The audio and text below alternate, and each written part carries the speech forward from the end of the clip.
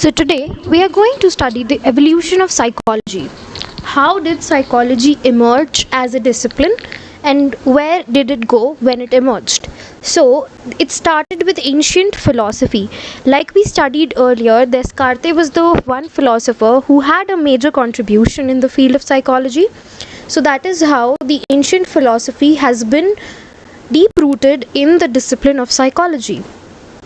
But if we talk about how did psychology emerged as a modern day science, it started with the experimental laboratory in Leipzig, Germany in 1879, which was established by Wilhelm Wundt, and he came to be known as the father of psychology later on.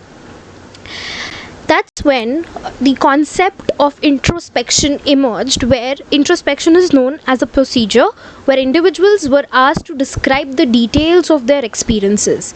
This is when they looked forward to establishing structuralism. How does the mind function and what is the structure of mind? And they asked the patients, the clients, and everyone, whosoever was coming, to introspect, where they were asked to describe the details. Later on, we are going to focus on structuralist approach as well later on. However, in 1875, the psychological laboratory at Cambridge, Massachusetts, USA was established by William James, who came to be known as the father of functionalism. So the functionalist approach emerged, where they focused on how does the mind function and not just what is the structure of the mind or the brain, but more of the functions of the brain, the cognitive processes of the brain. And what emerged was the ideologies and the concepts by John Dewey. John Dewey came to be known as a researcher, a philosopher, and also a psychologist who contributed immensely to the field of not just psychology but also education.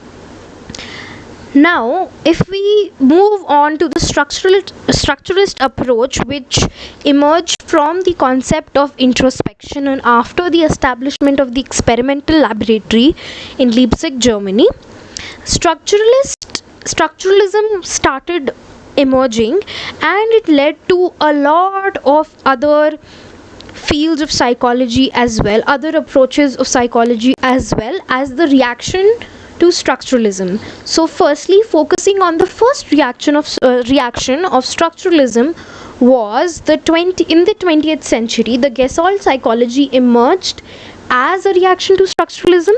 The Gestalt psychology simply stated the sum of all is greater than its parts. You are going to learn this in the further upcoming chapters and topics of psychology. However, the main concept that was given by Gestalt psychology was the sum of all is greater than its parts. Then something came up called cognitive perspective, which led to constructivism. So Gestalt and structuralist perspective, when combined together, it gave the understanding of cognitive perspective. The cognitive perspective majorly focuses on the cognitive processes or the mental processes of a human, which led to the constructivism approach, where they majorly focused on how the awareness and how the mind of an individual is constructed. The main two philosophers, researchers, and psychologists who focused on constructivism were Jean Piaget and Lev Vygotsky. These two psychologists gave their own theories. Jean Piaget have extensively contributed in the developmental psychology, the child psychology, and they have a great theory put into hand, whereas Vygotsky majorly focused on the cultural context as to how a culture builds up the experience of an individual. So this is one perspective of one reaction of structuralism. Then structuralist approach later was emerged as behaviorism, where behaviorism was one of the reactions of structuralism.